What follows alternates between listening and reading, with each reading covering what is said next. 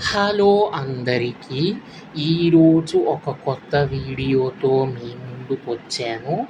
ఈరోజు నేను కనపర్తి రామచంద్రాచార్యులు రచించిన 'కోకిల ఓ కోకిల' అనే కవితను చెప్పబోతున్నాను. ఇది మొత్తం వచన కవిత రూపంలో ఉంటుంది. అంటే వచన కవిత అంటే మనం మాట్లాడుకునే భాషలోనే కవితను రాస్తారు. నేను నా సొంత కవితలన్నిటినీ ఏవేవైతే యూట్యూబ్ ఛానల్‌లో అప్‌లోడ్ చేశానో అవన్నీ వచన కవితలే. ఇవన్నీ మనం నిత్య జీవితంలో మాట్లాడుకునే భాషలోనే కవితల్లో నిరూపించుకుని రాస్తాము. వచన కవితలు అలా ఉంటాయి. ఇప్పుడు మనం 'కోకిల ఓ కోకిల' అనే కవితలోకి వెళ్ళిపోదాము. ఒకరోజు హైదరాబాద్ కోఠి సెంటర్‌లో మధ్యాహ్నము బస్సు కోసం ఎదురు చూస్తున్నాడు కవి. అప్పుడు ఆ సమయంలో వినిపించిన కోకిల యొక్క కూతకు ప్రతిస్పందించి రాసిన సందర్భంలోనిది ఈ 'కోకిల ఓ కోకిల'. కోకిల యొక్క స్వభావాన్ని గురించి తెలుపుతూ, ఇంకా నగర జీవితం యొక్క విశ్లేషతను గురించి తెలిపిన సందర్భంలోనిది ఈ 'కోకిల ఓ కోకిల' అనే కవిత. వెంటనే ఇప్పుడు కవితలోకి వెళ్ళిపోదాము.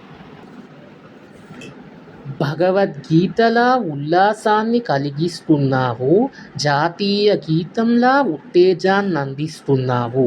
ఏ ఎలక్ట్రికల్ స్తంభం మీద కూర్చున్నావో, ఏ ఏడంతస్తుల మేడ మీద దాక్కున్నావో, కోకిల ఓ కోకిల. ఈ మధ్యాహ్నం మండుటెండలో నీ పాటతో నా గుండెలు తోడేస్తున్నావు. ఈ కోఠి సెంటర్లో ఏ కోటికెక్కడో నాబోటి వాడు తప్ప ఎవరికుందే నీ పాట వినే తీరిక. అంటే ఇక్కడ ఏం చెప్తున్నాడంటే, కోకిల యొక్క కూత భగవద్గీతలా ఉల్లాసాన్ని కలిగిస్తున్నావు. అంటే భగవద్గీత వింటూ ఉంటే ఇంకా వినాలనిపిస్తూ ఉంటుంది. మనస్సుకి ప్రశాంతతను ఇస్తుంది. తర్వాత జాతీయ గీతంలా ఉత్తేజాన్ని అందిస్తున్నావు. మన జాతీయ గీతం పాడుకున్నంతసేపు చాలా ఆనందంగా అనిపిస్తుంది. ఏ ఎలక్ట్రికల్ స్తంభం మీద కూర్చున్నావో, ఏ ఏడంతస్తుల మేడ మీద దాక్కున్నావో, కోకిల ఓ కోకిల. అంటే ఓ కోకిల, నువ్వు ఏ ఎలక్ట్రికల్ స్తంభం పైన కూర్చున్నావో, ఏ ఏడంతస్తుల మేడ మీద దాక్కున్నావో తెలియట్లేదు. ఈ మధ్యాహ్నం మండుటెండలో నీ పాటతో నా గుండెలు తోడేస్తున్నావు. అంటే నీ యొక్క కూతతో నా గుండె బాగా అనిపిస్తోంది. నా గుండెను హాయిగా ఉంచుతున్నావు అని ఇక్కడ కవి చెప్తున్నాడు. ఈ కోఠి సెంటర్లో ఏ కోటికెక్కడో నాబోటి వాడు తప్ప ఎవరికుందే నీ పాట వినే తీరిక. అంటే ఇంత మిట్ట మధ్యాహ్నం సమయంలో ఇంత పెద్ద కోఠి సెంటర్లో ఎవరికో ఒక్కడికి తప్ప, నాలాంటి వాడికి తప్ప ఎవరికుందే నీ పాట వినేంత తీరిక. ఇది ఫస్ట్‌ది. నెక్స్ట్, ఎవరి తొందర వాడిది, ఎవరి పనులు వారివి. రొప్పుకుంటూ రోజుకుంటూ అంతా పరిగెత్తే వాళ్ళే, త్రొక్కుకుంటూ త్రోసుకుంటూ అంతా ఎక్కిన వాళ్ళే. అంటే ఇక్కడ సెకండ్ దాంట్లో ఏం చెప్తున్నాడు, ఎవరి హడావిడి వాళ్ళది, ఎవరి పనులు వాళ్ళవే, తోసుకుంటూ తన్నుకుంటూ బస్సులు ఎక్కుతూ ఉంటారు, మళ్ళీ కింద పడిపోయి అందరి మీద నిందలు మోపుతారు అని చెప్తున్నాడు. నెక్స్ట్, అయినా ఎవరో వన్స్ మోర్ అన్నట్లు పాడిందే పాడుతున్నావు. ఆహా ఓహో నోటి పదాలు తప్ప మాట పదాలే పలిస్తారే నీకు. కోకిల ఓ కోకిల, నువ్వు కుహూ కుహూ అన్నప్పుడల్లా ఓ మినీ కవిత రాలిపడ్డట్లనిపిస్తుంది. నీ గళమే కవితల క్యాసెట్టులా కనిపిస్తుంది. అంటే ఇక్కడ ఏం చెప్తున్నారంటే, ఎవరో వన్స్ మోర్ అన్నట్లు అదే మళ్ళీ మళ్ళీ పాడుతున్నావు. ఇక్కడ జనాలు నీ పాటను విని ఆహా ఓహో అనేవాళ్ళే తప్ప మాటలు మాట్లాడేవాళ్ళు ఎవ్వరూ లేరు. ఓ కోకిల ఓ కోకిల నీవు కుహూ కుహూ అన్నప్పుడల్లా ఓ మినీ కవిత రాలిపడ్డట్లు అనిపిస్తోంది. నీ గళమే ఒక మధురల కవితల క్యాసెట్టులా అనిపిస్తోంది అని ఇక్కడ కవి చెప్తున్నాడు. నెక్స్ట్, కొత్త బిచ్చగాడు పొద్దురగన్నట్లు ఎందుకే ఈ వేళ కూస్తున్నావు? ఏడాది పాటు సాగిన మౌనవ్రతానికి ఉద్యాపన చేస్తున్నావా? అంటే బిచ్చగాడు ఎప్పుడైనా ఒక మాట వచ్చి అడుక్కుంటాడు. కానీ నువ్వెందుకు అలా మళ్ళీ మళ్ళీ కూస్తున్నావు? అంటే సంవత్సరం పాటు చేసిన మౌనవ్రతానికి ముగింపు పలుకుతున్నావా? అవును కదండి, కోకిల ఎప్పుడు కూస్తుంది? ఉగాది పండగ రోజు మాత్రమే కోకిల కూత వినిపిస్తుంది. కానీ ఇవాళ రేపు నగరాలలో అసలు చెట్లే ఉండట్లేదు. ఇంకా కోకిల ఎక్కడ ఉంటుంది? అది అందరికీ తెలిసిందేను. ఏమో ఇప్పటి వరకు నేను ఎక్కడ కోకిల కూత వినలేదు. మీకెవరికైనా కోకిల కూత వినిపించినట్లయితే కామెంట్ బాక్స్లో తెలపండి. సో అది కొత్త బిచ్చగాడు అడుక్కున్నట్లు నువ్వెందుకు అలా పదే పదే కూస్తున్నావు? ఏడాది పాటు చేసిన మౌనవ్రతానికి ముగింపు పలుకుతున్నావా అని కవి ఇక్కడ కోకిలను ప్రశ్నిస్తున్నాడు. నెక్స్ట్, అవును మరి నువ్వు నోరు మూసుకుని కూర్చుంటే ఎవరు నిన్ను గుర్తిస్తారు? మా కవులు ఆవాహనం చేసుకోవడం తప్ప చిలుకల, హంసల, నెమలిల ఏ దేవుళ్ళు నిన్ను వాహనం చేసుకుంటారు? నల్లని వాళ్ళ బ్రతుకు ఎప్పుడూ ఈ సమాజంలో ఇంతే. అంటే ఇక్కడ కోకిల యొక్క రంగు గురించి వివరిస్తున్నాడు కవి. అవును మరి నువ్వు కుయ్యకుండా అలా మాట్లాడకుండా కూర్చుంటే నిన్ను ఎవరు గుర్తిస్తారు? మా కవులు పక్షుల్ని ఆవాహనం చేసుకోవడం తప్ప చిలుకల, హంసల, నెమలిల అందంగా ఉంటే ఏ దేవుళ్ళైనా నిన్ను వాహనం చేసుకుంటారు. కానీ నల్లని వాళ్ళ బ్రతుకు ఎప్పుడూ ఈ సమాజంలో ఇంతే. నల్లని వాళ్ళని ఎప్పుడూ ఈ సమాజంలో అందరూ చిన్న చూపు చూస్తారు అని కవి ఇందులో చెప్తున్నాడు.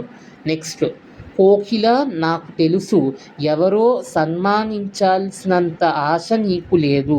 సన్మానించాలన్న ఆశ నీకు లేదు. పైరవి మార్గం తప్ప పైరవీ మార్గం నీకు తెలీదు. దైవమిచ్చిన గలం విప్పి ప్రదర్శిస్తున్నావు. అంటే ఇక్కడ కోకిల యొక్క నిజస్వరూపం గురించి కవి వివరిస్తున్నాడు. కోకిలకి ఎవ్వరూ వచ్చి సన్మానాలు చేయాలని ఉండదు. దానికి పైన ఉన్న సూర్యుడి మార్గం తప్ప పైరవీలు చేసే సన్మానాలు అవసరం లేదు. పైరవీలు అంటే గొప్పలకు పోయి కొంతమంది సన్మానాలు చేయించుకుంటూ ఉంటారు. అలాగా కోకిల స్వభావం అలాంటిది కాదు అని ఇక్కడ కవి వివరిస్తున్నాడు. నెక్స్ట్, మావి చిగుళ్ళను మేస్తేనే నీవింత మధురంగా కూస్తున్నావు. మావి పళ్ళు తిని మేము కరుకు కూతలే కూస్తున్నాము. ఆహారంలో ఏముందే కోకిల? ఆ సంస్కారంలో ఉంది కానీ. అంతే కదా, కోకిల ఏం తింటుందో తెలుసా అండి? లేతనైన మామిడి చిగుళ్ళను మాత్రమే తింటుంది. లేతనైన మామిడి చిగుళ్ళను తిన్నందుకే ఇంత మధురంగా కూస్తోంది కోకిల. అలాంటిది మనము తియ్యటి మామిడి పళ్ళు తిని కూడా ఎదుటివారి మనసులకు బాధ కలిగించేటటువంటి కరుకు మాటలు మాట్లాడుతున్నాము. తినే తిండిలో ఏముంటుంది? మనకి ఉండే సంస్కారంలోనే ఉంది కానీ అని ఇక్కడ కవి చెప్తున్నాడు.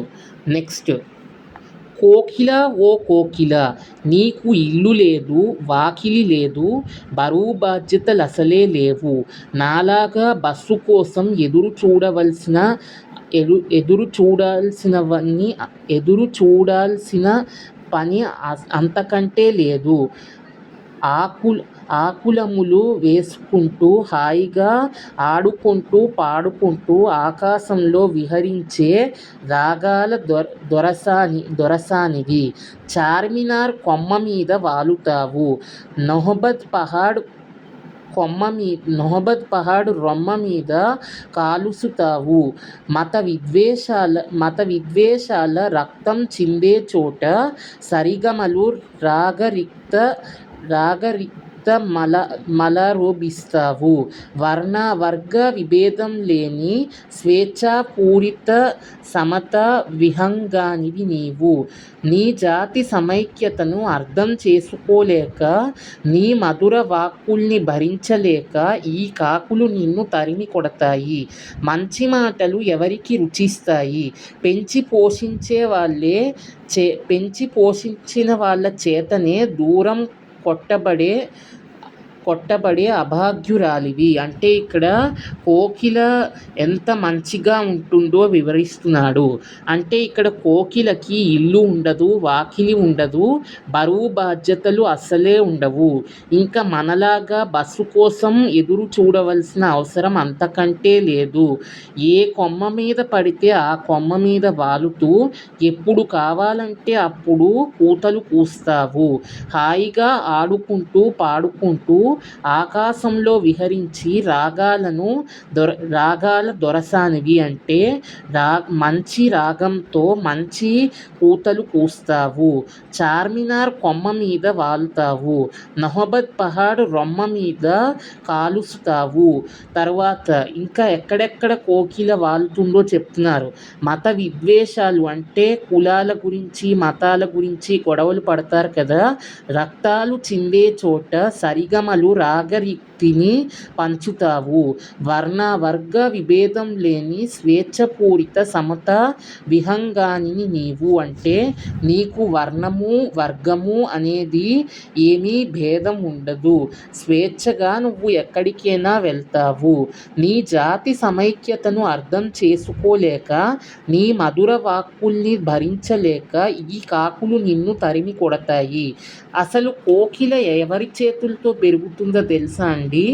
ముందు కాకులు కోకిల అని తెలుసుకోకుండా దాన్ని బాగా పెంచి పెద్ద చేస్తారు.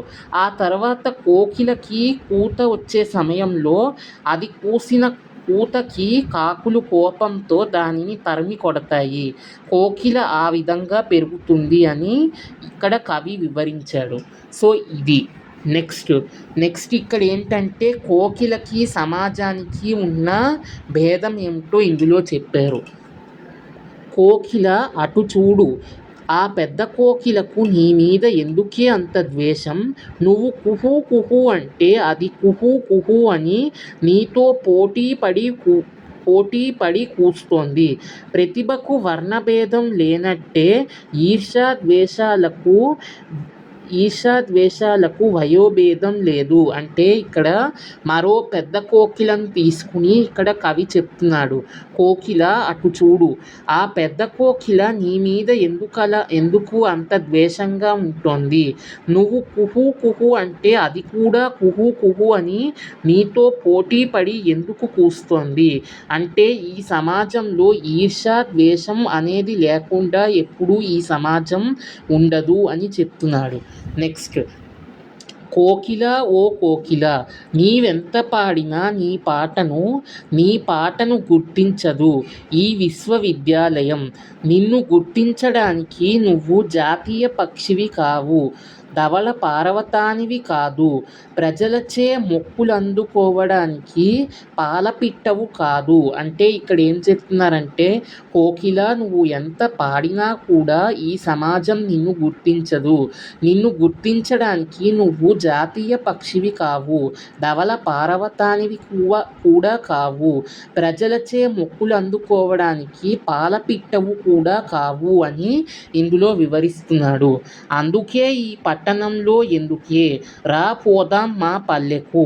అక్కడ పచ్చని చెట్లే నీకు కట్టని వేదిక, పై రాగాలే నీకు పెట్టిన మైకు, కల్లా కపట మెరుగుని పల్లె ప్రజలే నిన్ను గుర్తించే శ్రోతలు. ప్రతి కొమ్మ నీ కౌశలంతో పులకించిపోవాలి. ప్రతి చెట్టు నీ కమ్మని రాగంతో సంగీత నిలయం అయిపోవాలి.